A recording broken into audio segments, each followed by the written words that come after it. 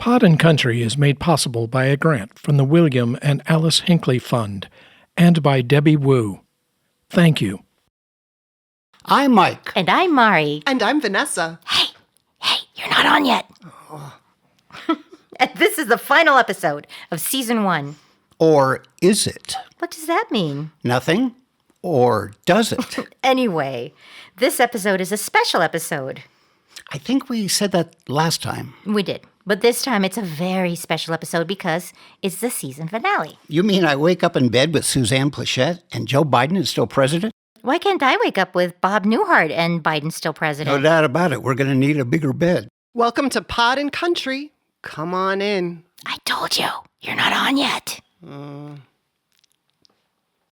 I am the Reverend Vanessa Rush Southern, the senior minister of the First Unitarian Universalist Society of San Francisco. Welcome to Pod and Country. This is a place where we gather to look at UU values, Unitarian Universalists. We are a group of people who are creative, who are hopeful, and who are stubbornly determined to build the worlds we cannot live without as we dismantle the worlds we cannot live within. I hope you'll join us in these conversations. The light's on. Come on in.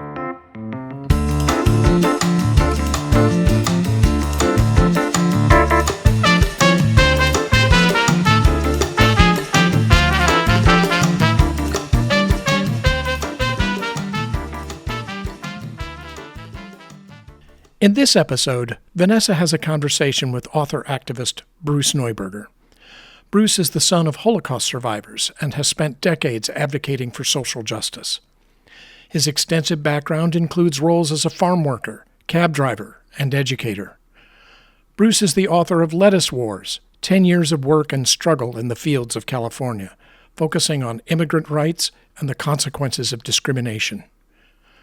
Drawing on personal and historical experiences, his latest book, Postcards to Hitler, draws on his family's extraordinary history of resistance to the Nazi regime and reminds us of the importance of confronting hatred and injustice in our own time.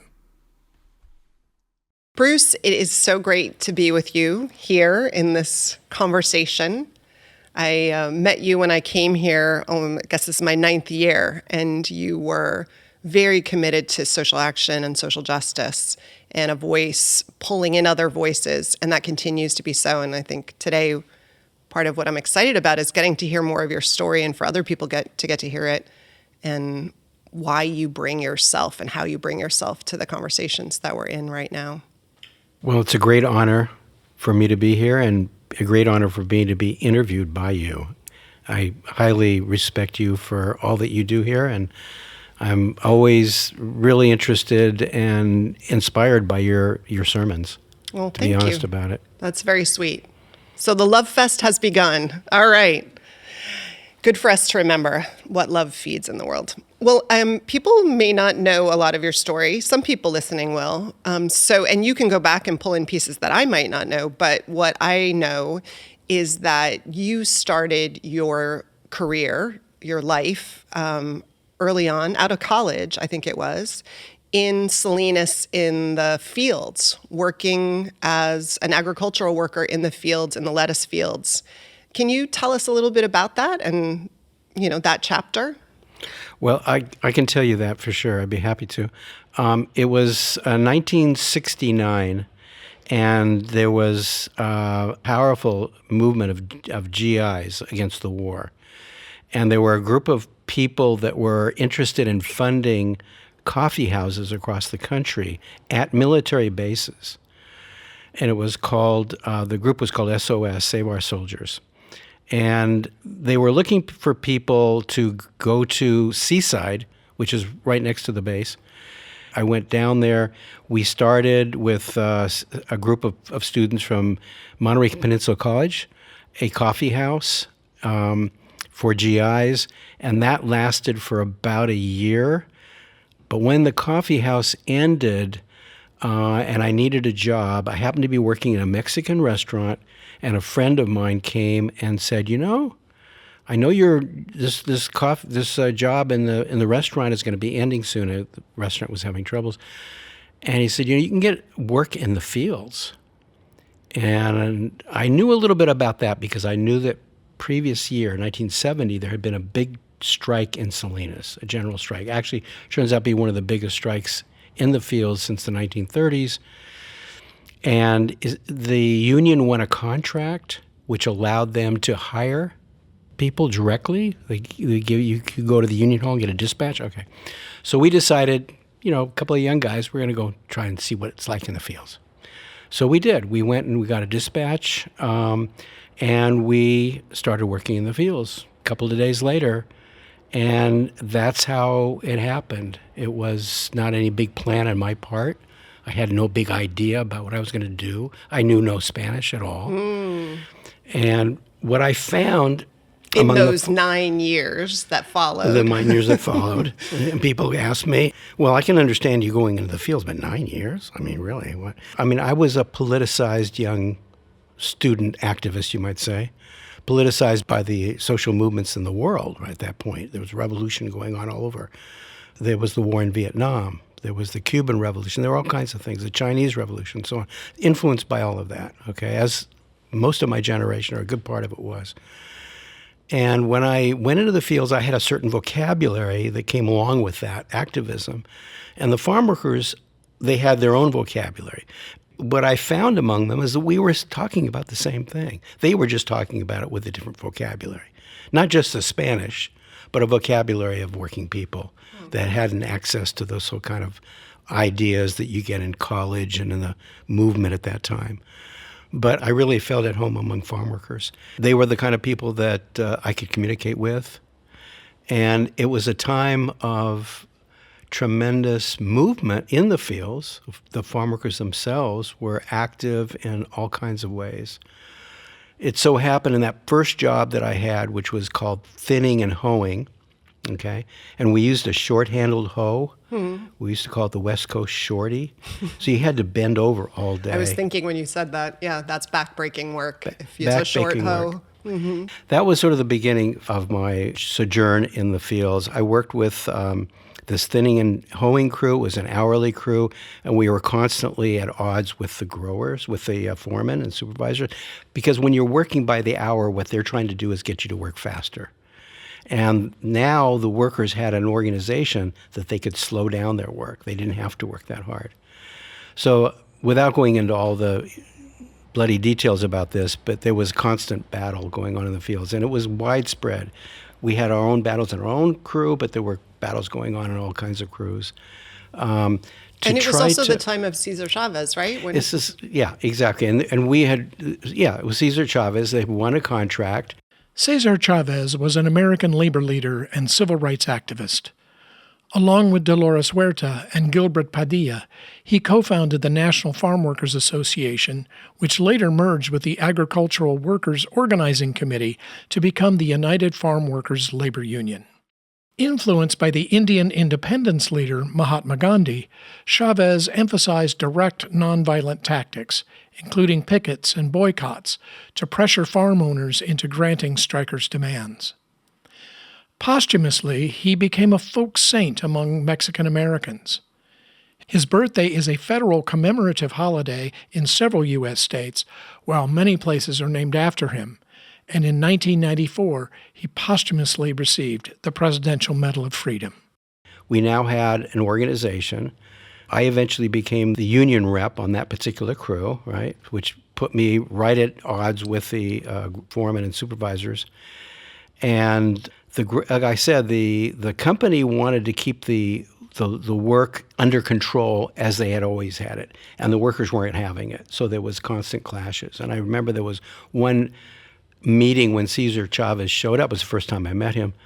It was in a motel in Salinas, and the growers started out the meeting. The company was called Inter Harvest, and it was a United Fruit Company.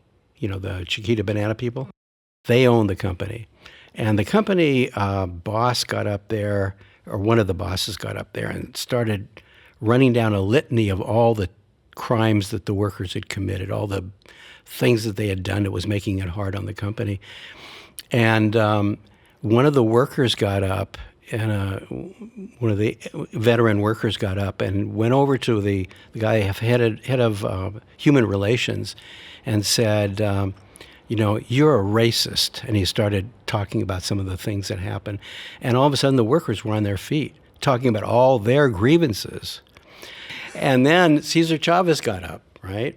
And it sort of, everything kind of went quiet. He said, well, it looks like we have grievances on both sides here. But it was really a setback for the company. I was amazed at his leadership, and I was amazed at the whole process. But it was the moment when the workers had awoken.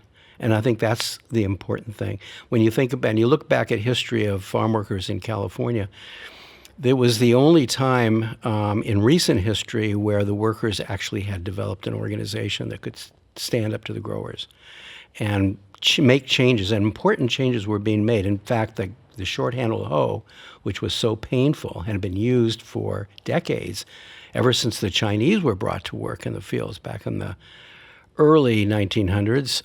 That short-handled hoe was outlawed in 1975 due to the activism of the workers.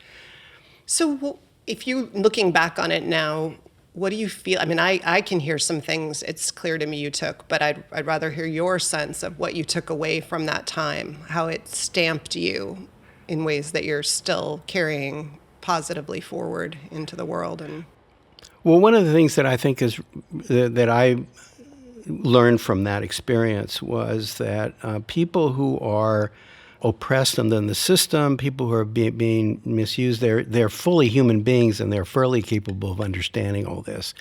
And they're also fully capable of standing up and fighting for something better. And I saw that time and time again. Of course, there's contradictions and differences and arguments and things that break out among people, but the workers have the capacity to make changes. I saw that. And I think all of us who lived in the 1960s, or most of us, a lot of us, came away with that experience with a positive view of humanity because we saw the changes that were being made. And when you talk about the farm worker movement, one thing that often gets neglected, people talk about the movement, they talk about Cesar Chavez, a great organizer, and he was a good organizer and he was very dedicated. There were other things that he did that I didn't like. But one thing I think that is important to understand is the era in which the farm worker movement emerged. What happened through that is that people learned about the farm workers and learned where their food was coming from. So it was a great learning experience for the whole population. But the point I wanted to make was that movement was influenced by the civil rights movement. So the civil rights movement, and I would say the struggle of black people in this country, really broke this country open in a way that had not been for, previous. It inspired, it gave hope and energy to farm workers, to women, to people in all walks of life who, in one way or another, are being oppressed under the system or discriminated under the system. And farm workers were one of those groups, okay? So they were very much influenced by that, and it became part of that. The farm workers, all of us at that time, and the youth that were caught up in the 1960s were inspired by the fact that people were standing up. And I think that, in terms of my lifelong sort of view of the world that emerged out of that, is the faith in human beings. The faith in human beings to be able to change things, as dire as things might be. We have that history. We know that can happen, and it happened here. And so Jim Crow was overthrown, and there were major changes to the whole, I would call it a racial apartheid system in California that still, to a fair degree, exists here. The people don't recognize it. But farm workers live in a kind of semi-apartheid system, but they were pushing hard on it, and they were making changes. And the powers that be had to recognize their power and had to make concessions to it. And to this day, work in the fields is different because of what happened then, even though a lot of the changes and the reforms that were brought about have been reversed. And that's another part of the story. Let me just go back to what you said. I love that you ended with this deep faith in human beings, and that's what you took away. This faith in human beings, their ability to, see change and work for change, and make change. So I want to shift chapters of Bruce Neuberger's life and work, because the other piece that we want to talk to you about that some people may not know about is your the other of your books. One of your books, Let Us Wars, was about your 10 works of work and struggle in the fields of California. But the book that you published most recently was Postcards to Hitler, a German Jew's defiance in a time of terror. Can you tell us about what led you to write that story and the outline of that story? That sort of unfolded over time. I'd heard stories about my grandfather from my father, but my father's impression of what happened to his father was that his father, angered by the way Jews were being treated, wrote a letter to Hitler denouncing the way Jews were being treated. And where were they living? They were living in Munich. And my grandfather was a middle-class businessman type person. He'd always been a very loyal German. My father used to say, well, we really supported the country. We considered ourselves Germans first and Jews second and so on. And he would talk about how his father had invested money during World War I in German war bonds because he wanted to see Germany win the war, And then to see that the Nazis coming to power and putting the finger on Jews as disloyal to the country and responsible for the loss in World War I and all that sort of thing. And then increasing repression and horror that the Jews faced, he reached a certain point where he felt he had to do something to respond to that. My father's impression was that he had written a letter to Hitler personally, and then on that basis he was picked up and taken to Berlin and put on trial and executed. That much my father knew about. What he didn't know is that my grandfather actually had put postcards anonymously in the mail denouncing Hitler as an effort to warn the population in whatever way he could of what he saw as an unfolding genocide. Anyway, it took a while to come to terms with this, that my grandfather actually did that. And I was assured by a number of historians who are much more familiar with German history and how things worked in the Nazi government and so on, that in fact he was put on trial. One of these historians was Wolf Gruner, who published 2 works that included information on Bruce's grandfather, Benno Neuberger. The first was in a chapter titled Defiance and Protest in a book titled Microhistories of the Holocaust, published in November of 2018. Having found this work in his research, Bruce contacted Gruner and began a collaboration. The second book, Resistors: How Ordinary Germans Fought Persecution in Hitler's Germany, was published in August of 2023. Once I came to that recognition that he actually did that, and in the course of reading and actually interviews with some of my family, I realized that, maybe I have enough material here to actually write something that would be worth reading. And I had the letters that my grandparents had sent to my father and because your mother and father stayed, or your grandmother and grandfather stayed in Munich, and they sent your father and my aunt and your aunt to the U.S.? Yeah, my father and my aunt were able to get out. My aunt got out in 1937, my father in 1938. And so things weren't quite as bad as they got to be because my father left before Kristallnacht. Kristallnacht, or the Night of Broken Glass, was a pogrom against Jews carried out by the Nazi Party's SA and SS paramilitary forces, along with some participation from the Hitler Youth and German civilians throughout Nazi Germany on the 9th and 10th of November, 1938. The German authorities looked on without intervening. The euphemistic name Kristallnacht comes from the shards of broken glass that littered the streets after the windows of Jewish-owned stores, buildings, and synagogues were smashed. The pretext for the attacks was the assassination on the 9th of November, 1938, of the German diplomat Ernst von Roth by Herschel Gruenspan, a 17-year-old German-born Polish Jew living in Paris. The parallels with current times are chilling and serve as an alarm that fascism is indeed possible and on the rise here in the United States. My father left in July of 38, and Kristallnacht took place in November. And it was after Kristallnacht that every Jew could realize that, this is not going to work for us. This is really getting more and more dangerous. So I had a lot of information at that point, and then through reading, I started to think about how I wanted to write this book. And I really did not want to write a quote-unquote Holocaust book. I did not want to write another, this is how horrible it was for Jews.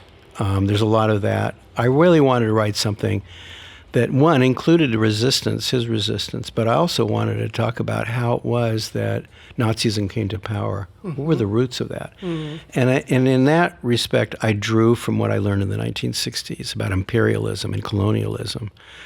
And I think it's really important to understand that Nazism did not arise out of some animus among the German people for Jews in isolation.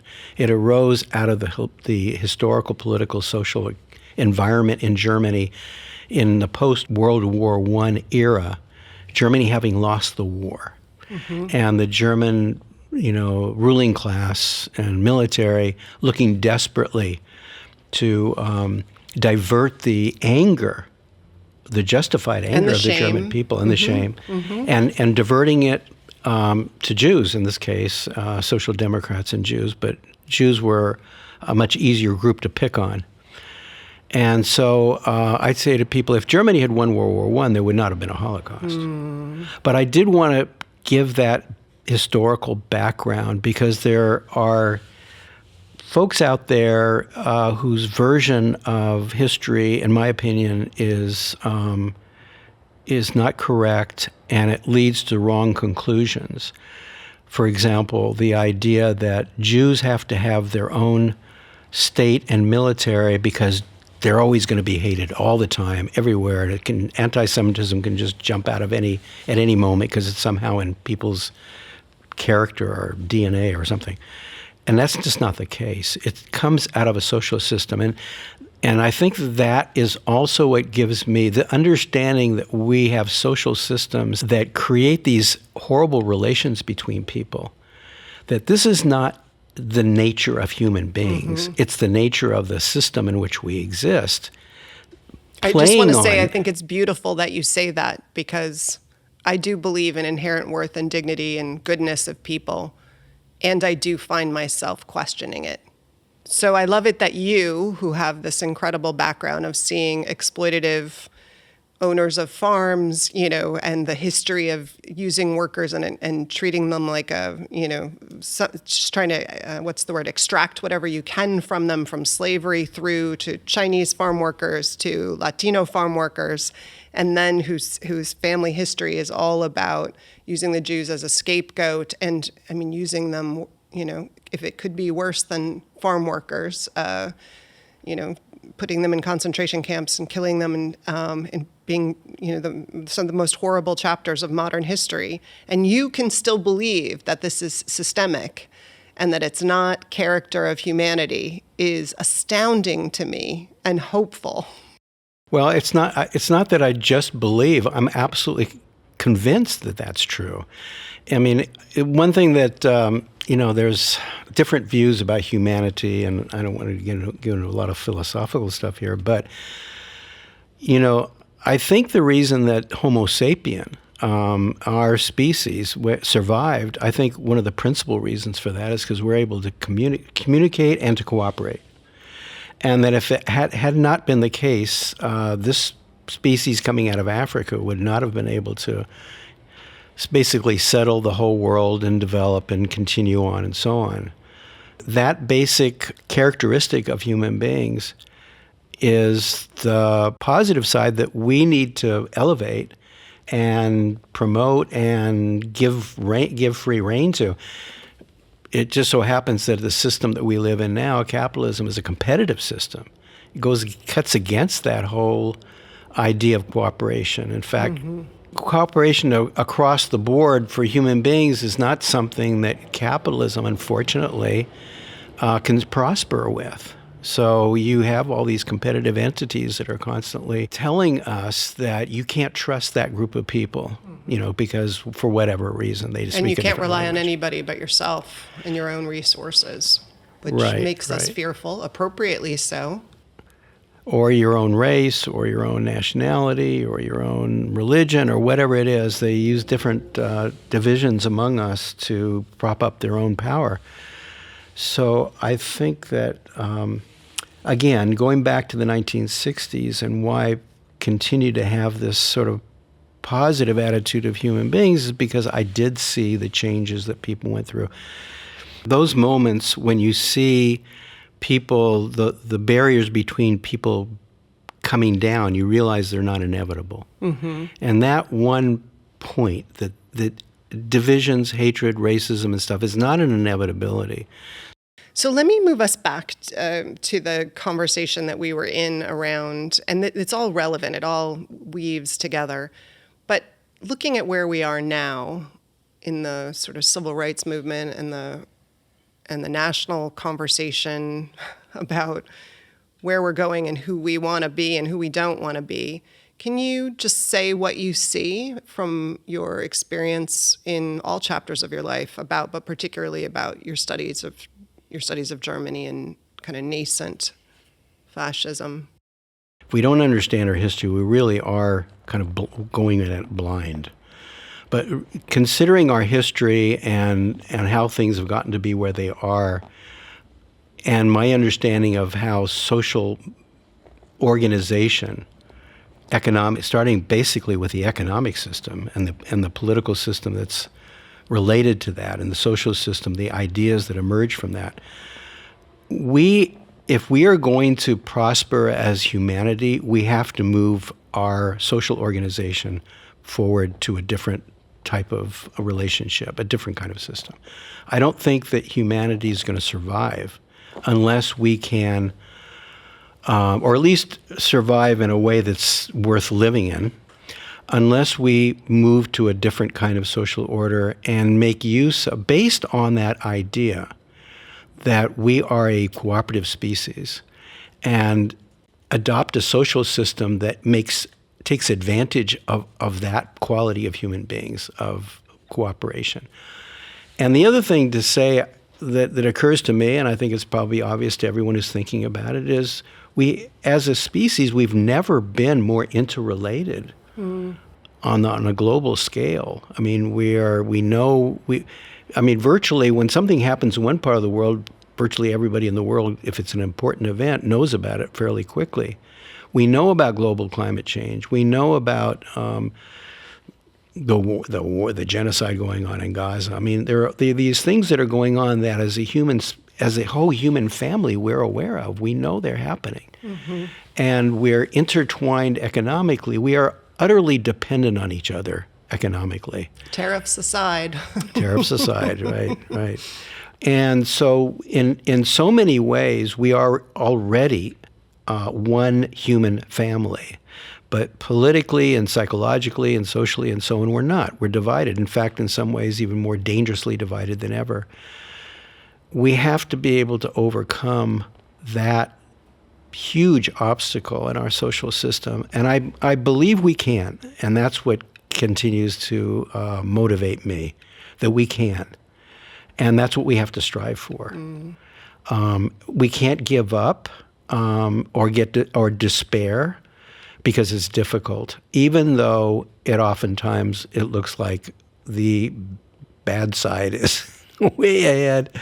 But I think we could talk about all the bad things right now, and we could also talk about a lot of good things that are happening all the time. There's an awakening going on at the same time that we're facing the most dire moment in some ways in human history.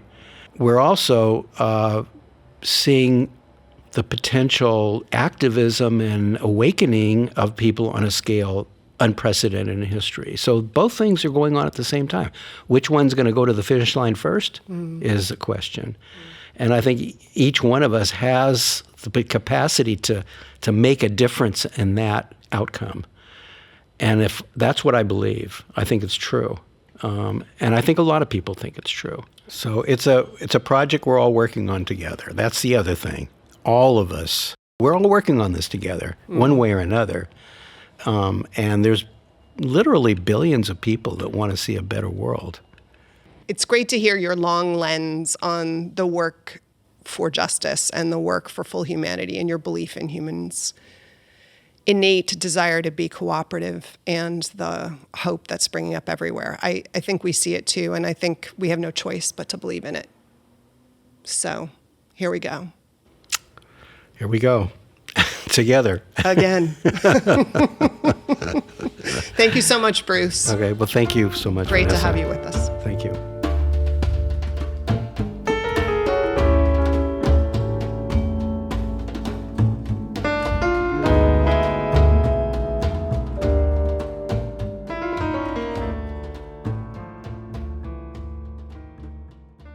Each episode, we include a satirical sketch from The Mike and Mari Show, featuring Michael Bassier and Mari Magaloni Ramos. In keeping with our episode theme, we offer you this bit of comic relief titled, well, here's a hint. She's back. Hello, America. I'm back. It's me, Sarah Palin. I've missed ya. Over the past 8 years or so, I've mostly been sitting on my front porch, staring at Russia. Life's been quiet. Did a little moose hunting. Spent some time getting Trig out of jail. Nothing too exciting. Till recently when I received a phone call from a fella named Peter Thiel. I had no idea who he was, so I did a quick search on the Google. Turns out that Peter Thiel's a real rootin' tootin' oligarch. And after another trip to the Google, I found out what oligarch means. He's frickin' loaded, my kind of guy. Turns out he's running some outfit called Palantir, a data mining company that contracts with the government to provide surveillance for the Department of Defense, ICE, and PG&E. I'm not sure what I just said there, but that don't matter because that's not why he was calling me. Short story long, he asked me to be the official spokeswoman for his new merger thingy. First, I thought he was hitting on me because, who could blame him? But it turns out he was talking about a business deal. So here goes. Palantir is merging with Peloton. He asked me if I'd heard of Peloton. I told him, yeah. Todd gave me one for our last wedding anniversary, but I lost it in the divorce along with the snowplow and the sealskin rug I birthed my babies on. But then Peter Thiel said, hey, what if I told you that we're merging Peloton and Palantir and creating a whole new whatchamacallit? I said, I got 2 words for you, Peter. You betcha. But what are you going to call it? And he said, we're calling it Palantir. I go, ooh, I get it. Like my name at the front, and that's why you called me. And I think he said something like, duh. And then he told me how much he was going to pay me to be the spokesperson. And I said, whoa, I ain't going to be able to see Russia from my front porch for much longer. And he goes, why? Because you're going to be so busy working for me? And I go, no, because there's going to be a yacht blocking my view. And we laughed and we laughed. And then he hung up and I haven't heard from him since. But here I am introducing the new Palantir.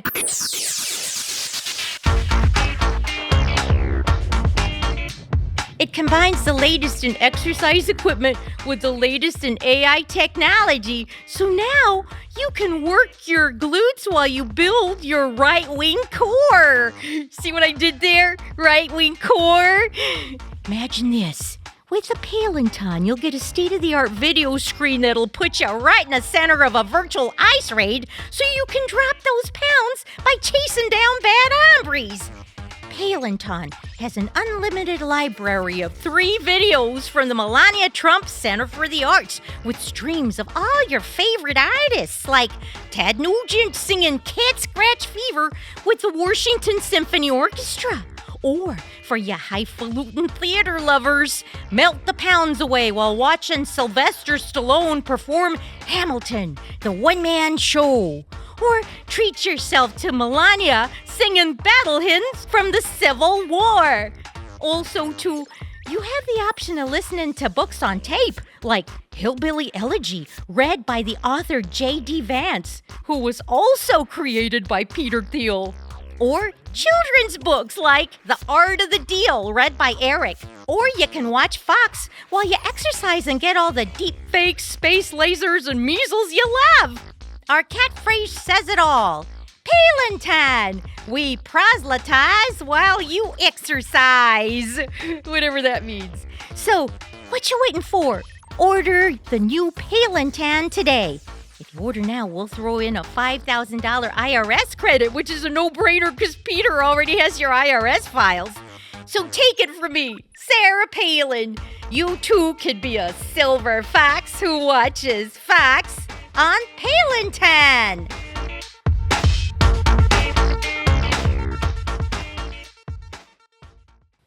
Throughout our season 1, we've bookended the episodes with the song Come On In. We thought a little backstory would be in order to spotlight this song. Our fellow podcast partner, Mari Magaloni Ramos, That's me. originally wrote the song for children to sing as a way for them to remember the 7 principles of our shared Unitarian Universalist faith. Since that time, the 7 principles have been rewritten, and an 8th principle has been added, and they've been combined now and are known as our shared values. So I'm going to list the 7 principles for those of you who are new to Unitarian Universalism. We affirm and promote the inherent worth and dignity of every person, justice, equity, and compassion in human relations, acceptance of one another, and encouragement to spiritual growth in our congregations, a free and responsible search for truth and meaning, the right of conscience and the use of the democratic process within our congregations and in society at large, the goal of world community with peace, liberty, and justice for all, respect for the interdependent web of all existence of which we are a part.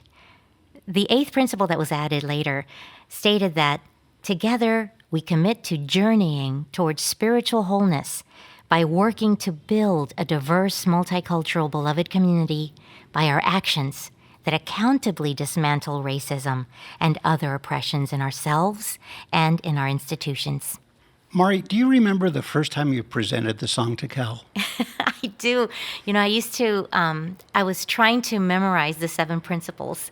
And I was also really interested in, I kept looking for the elevator pitch, the 1 or 2 sentence way to describe Unitarian Universalism because so many people ask about it. And so then I couldn't come up with it, but I thought the principles were just essential. So I wrote myself a little melody to remember it by, and then I thought it'd be great to use for education for kids and in the church. And so I used to sing it to myself when I had this long commute to work. And one day I really wanted to have guitar or music to it. So I wanted to ask Cal to play if he would add guitar to it, but I was embarrassed to ask him because he's such a tremendous musician, and I thought, oh my God. So one day I finally got up the nerve and I go, Cal, I have this little song. Can I sing it to you? And could you put maybe just, a guitar to it? And he said, oh, okay. He listened to it, and I just let it be. And I didn't hear anything back for forever. But I was just like embarrassed to even ask him about it again because I was already embarrassed. And one day, just it was, I don't know how much time passed. I'd forgotten about it. And Cal said, here, I want to show you something. And he and his lovely wife, my sister from a different mister, Nancy, they sat me in front of his console and put the earphones on me and played the song. And I couldn't believe it. Cal had played all the instruments, sang all the parts. It was so beautiful. It was so much bigger and more amazing than was ever in my head. I just started crying. I lost it. Cal lost it. Nancy lost it. And I can tell you it was one of the greatest, the greatest gifts that a friend ever gave me. A note to the story, Cal sings, arranges, and plays all the instruments except for the pedal steel guitar provided by his Cactus choir partner, Marty Atkinson. In the spirit of wonder in which it was created, we give you Come On In.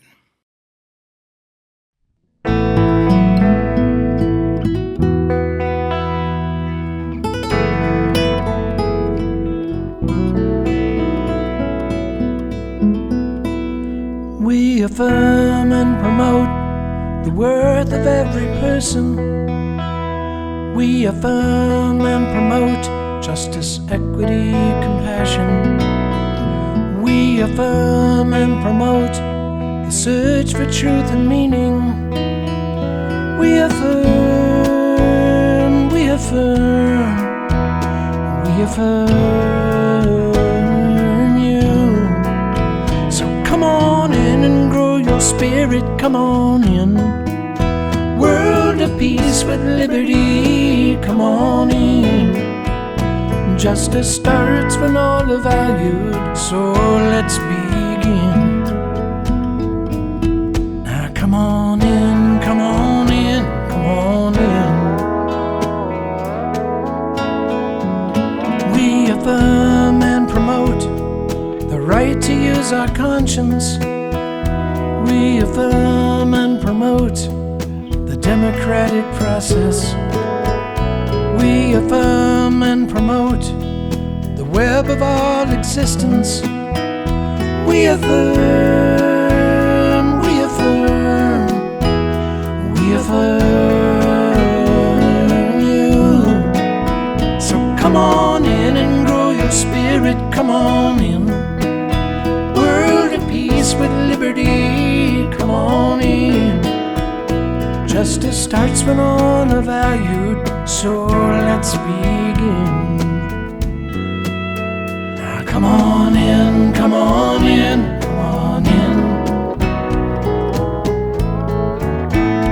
Come on in, come on in, come on in.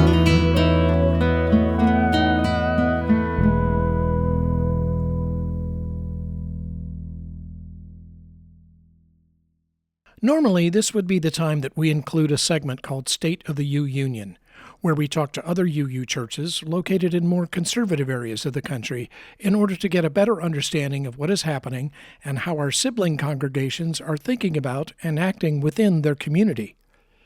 But for this episode, we thought we would take a step back and reflect on what we've discovered and learned over the 6 episodes of this first season. Before we start, we'd like to thank the Reverend Allison Jacks and Reverend Laura Shenham, who greatly contributed to the production of Pod and Country. We are also grateful to Jonathan Silk and Alicia Cover for their technical and marketing support. We are deeply grateful to the William and Alice Hinckley Fund and Debbie Wu for their generous financial support, without which we could not produce the show. Welcome to our crew, our fearless crew that has been part of this season, this launch of Pod and Country. We thought that we would take some time together in this moment of the arc of this podcast to reflect on it. And so we're going to do that. And I want to ask as an opening question for us to refresh one another's memories about what was our idea in starting this?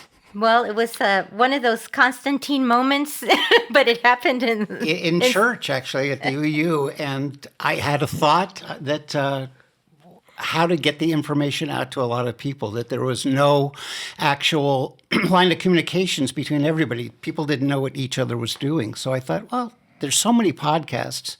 Let's do a podcast. And the each others were who? Who were you Just thinking everyone about? around me, because these are people that I didn't know. That I knew some of the people. I didn't know all the people, but I thought this way people could kind of get together as a community more. And we did do lots of different communities because it was people largely in San Francisco who were engaged in work that was meaningful, often around social justice and human rights. And then we decided to do the State of the UU Union, which was what were our UU friends and fellow clergy doing in places where their values might be a little bit more under siege than in our rainbow unicorn world of San Francisco. Yeah. And I think you said the word there, the values. Then we decided that, well, a lot of people don't know what Unitarian Universalists are or what we believe, and then, to spread the values, especially to articulate values and to give examples of people living those values in the world was the kind of the mission. Yeah. Well, and those values providing a foundation and a framework for us to be able to speak to each other. Podcasts are like ears. Everybody's got two of them. So what attracted me was, all right, we're in this really charged political environment. Not only is it political, but our fundamental values are being questioned. Or undermined or challenged or, yeah. Yeah, I'm being kind. Thank you. Or being confused. Confused. Okay, let's have a conversation breaking down to the most fundamental values that a vast majority of people hold those values. We just saw one of the fundamental values now actually wake people up on both sides of the political divide, which is free speech. By the way, we're coming to you, we are recording this on September 23rd. So just to give everybody some context about what we're talking about Jimmy here. Kimmel's coming back on the 23rd. He'll be canceled on the 24th. Yeah. So, speech, justice, I mean, do we actually all believe in equal justice? Do we all believe in the concept of a rule of law? And so to explore those things and then to get into the more squishy area of values of what feels fair. We have justice and then there's fairness. So, And it seemed to all come down to the worthiness and value of every single person. Every single person.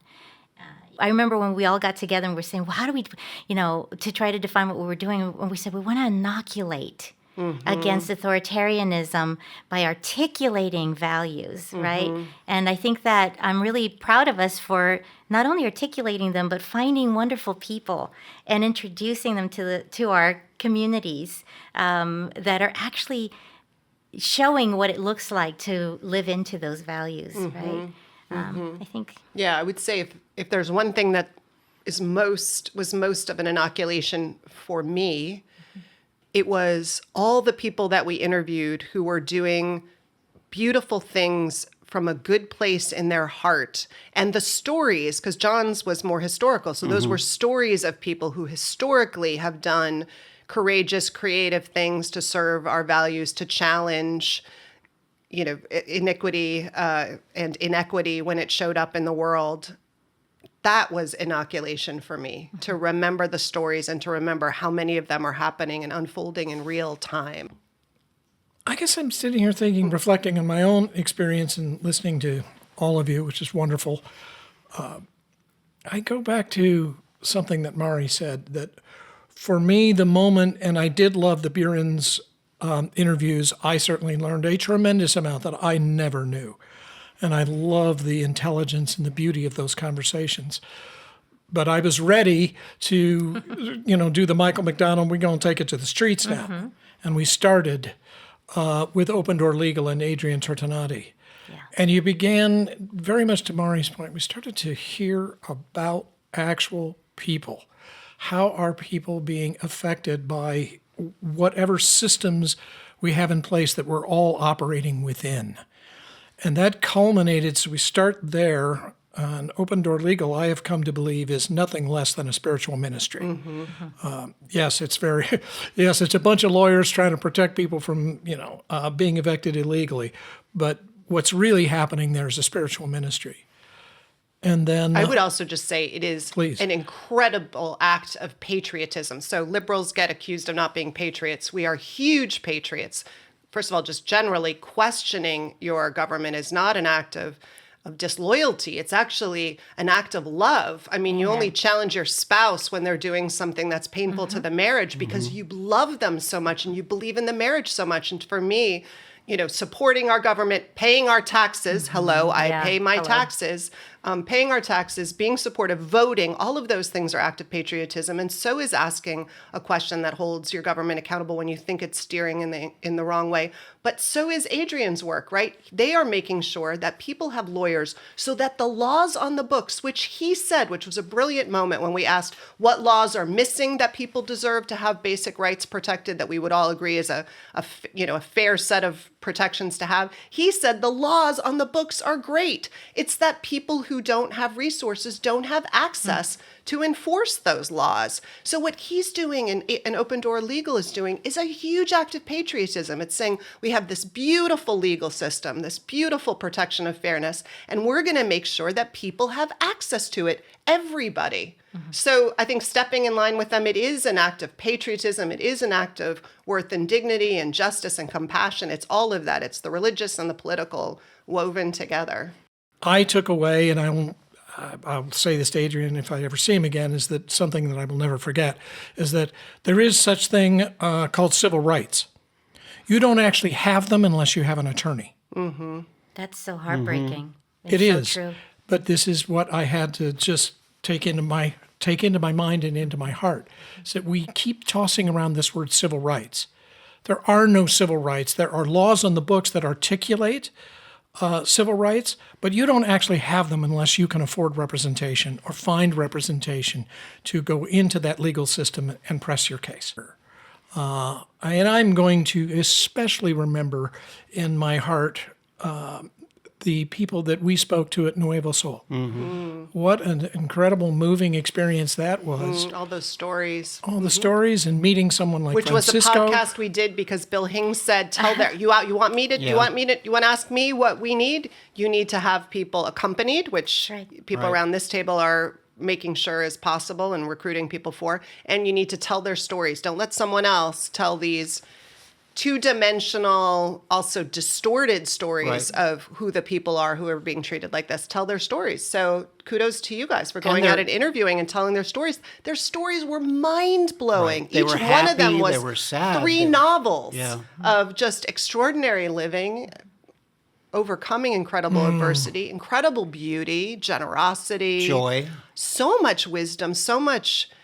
I mean, I felt like I was reading books by gurus. All these statements would come out that were just blew me away. You wanted to hit pause and sit with a statement and be like, wow, that is just this distillation of what life is about that came up in the midst of this interview.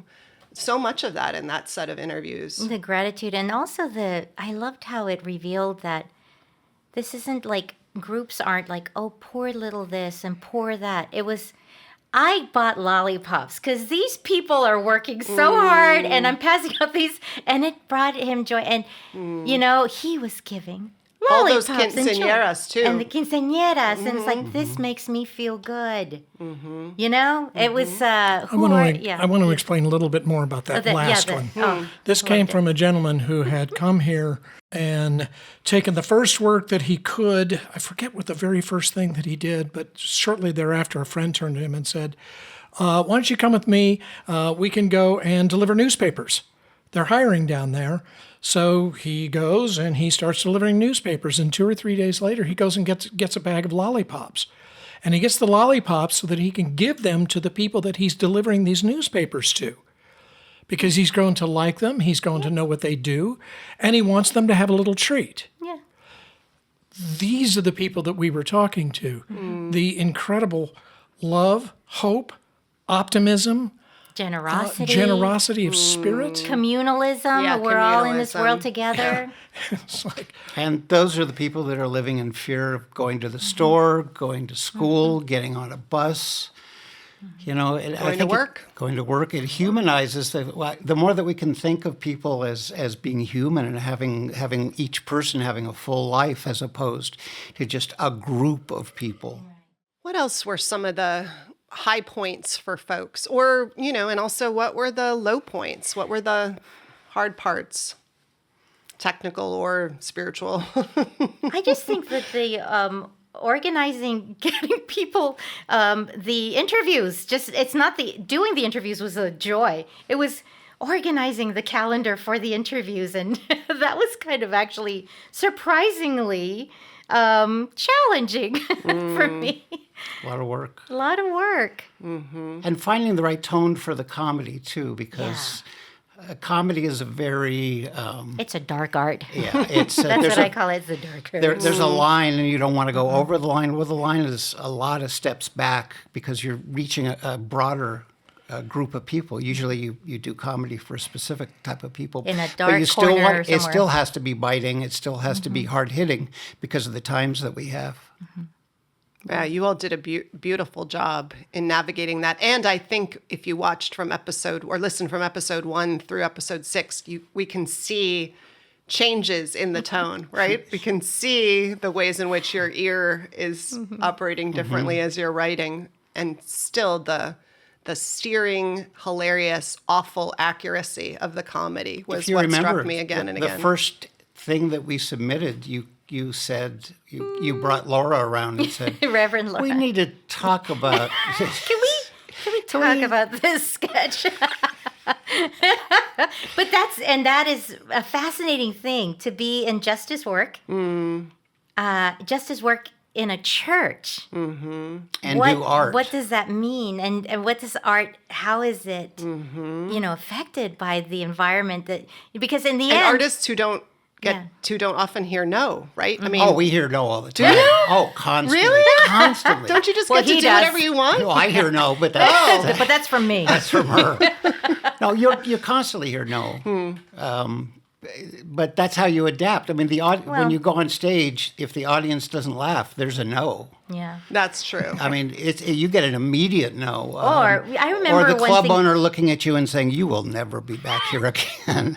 Did that ever happen to you? Like, No. oh, anyway. I think that having I mean, partly we had comedy in the podcast because the two of you are comedians and improv artists, and Cal is a producer who's worked with you, so it was natural to include that. I also think it lent a little bit of, besides levity, a little bit of humility. You know, that we're not being so. Sometimes, what does John Buren sometimes says? Oh, shoot. What does he say? It just went right out of my head. So this is going to be a cut for Cal. He talks about terminal earnestness. That's a great... Like, that you can die from it. So I think that it felt to me like the comedy was protecting us against terminal earnestness a little And bit. speaking of comedy, he's funny. He loves to play. He loves comedy. Yeah, that's true. Or terminal.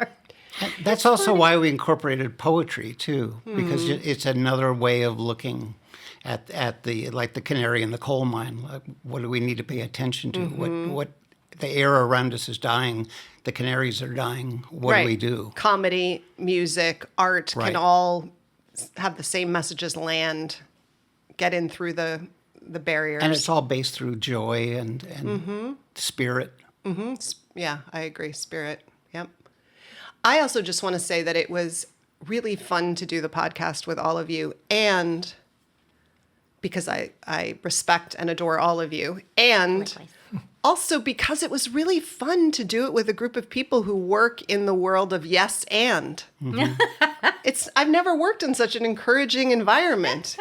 You never said a harsh word. Like, if you thought it, you never said it. It was this to be immersed in an environment that was like, that was great, and that was fun, and we'll make that work. I walked away every time floored, because that's not the voice that's in my head. That's the voice I work to have in my head. And so to be with all of you and have that always be the spirit of our gatherings was such a gift. That's the voice of creativity. It's just not stopping, seeing what comes up, it's the follow the fear, follow the unexpected, because you never know what's beyond that.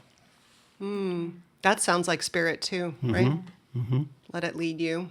And Cal always makes, it's like, I just felt so much trust too. Because sometimes you kind of, I don't think I put my name on that. But this time was like, what? Reverend Vanessa?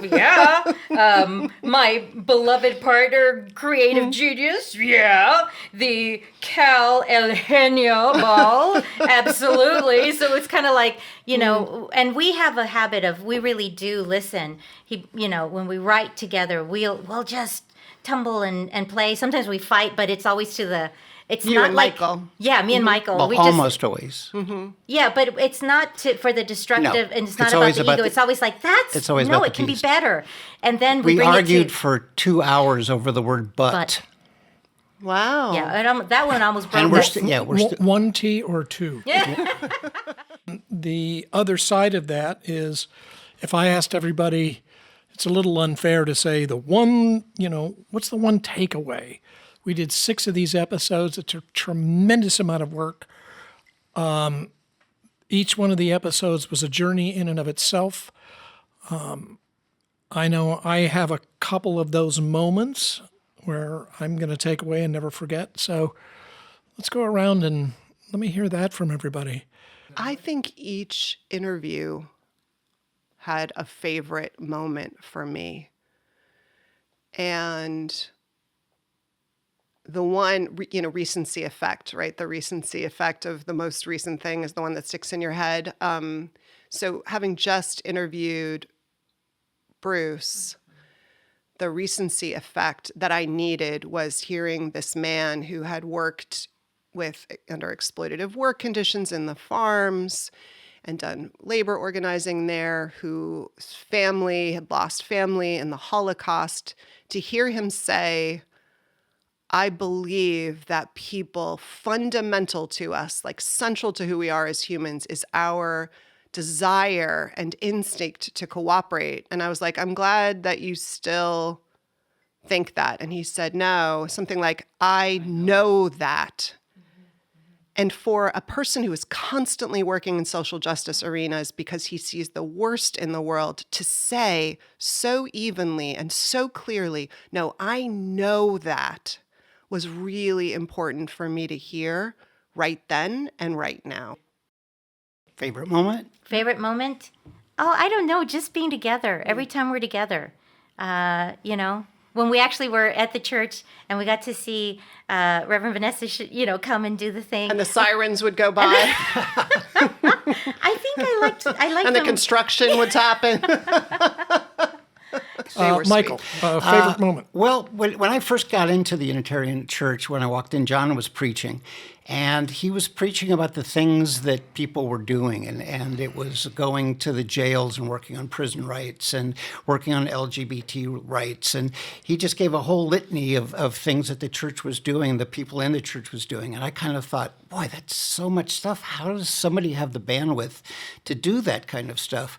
And as the podcast progressed, what I began to realize is you just need to put yourself in the community. You need to take that step and actually engage in the community. And that leads to something else, and that leads to something else. And it's a process that you don't jump. We have a son that has trouble cleaning his room. And Mari always used to say, start with one corner, clean that one corner. And when that corner's clean, then move on to the next corner. And what's happening is by going out into the community and going to one person leads us to another person, which leads us to another person. And that person leads us to another person. It's an endless loop, but it's not going to happen until you take that first step and just get past that fear of like, what am I going to do? Because people feel so powerless nowadays, but there are little steps that you can do.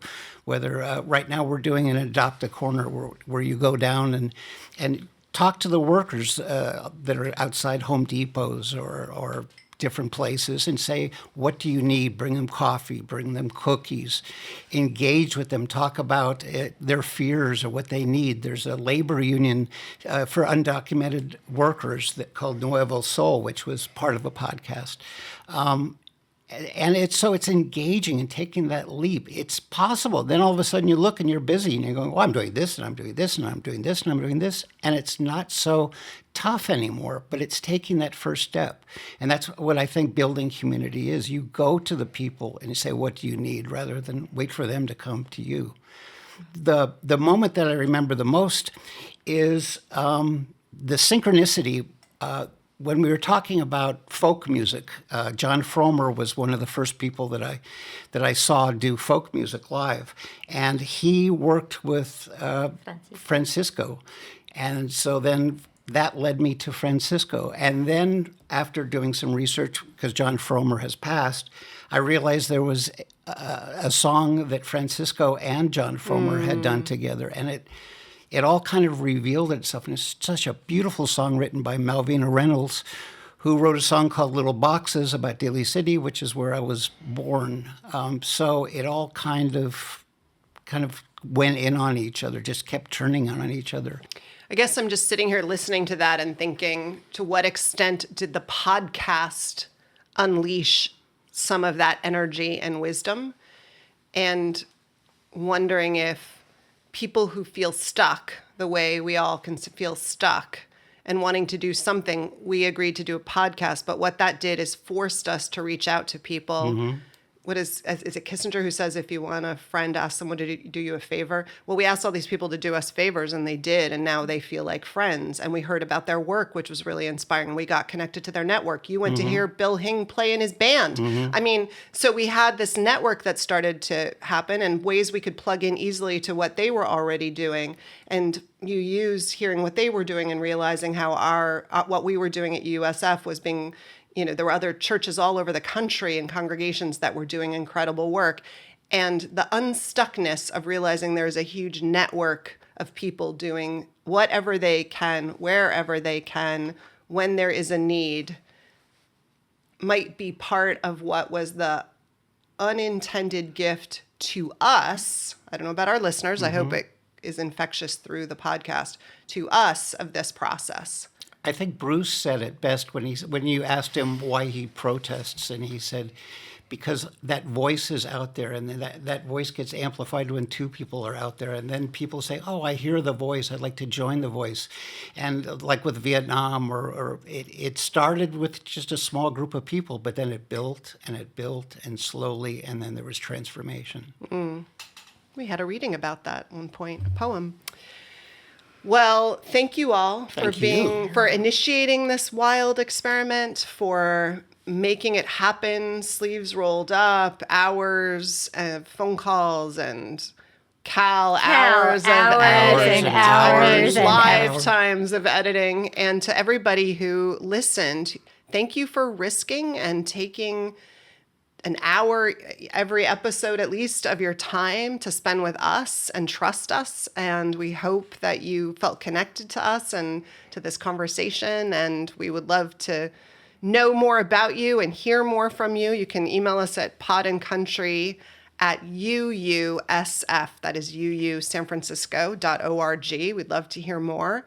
And if you have ideas for us about what next, if you are the Spirit, if the Spirit is speaking through you, we would like to hear what Spirit is telling you to tell us. And blessings to everyone wherever you are, doing what you can with love as boldly as you are able to do it. And may the ripples save us.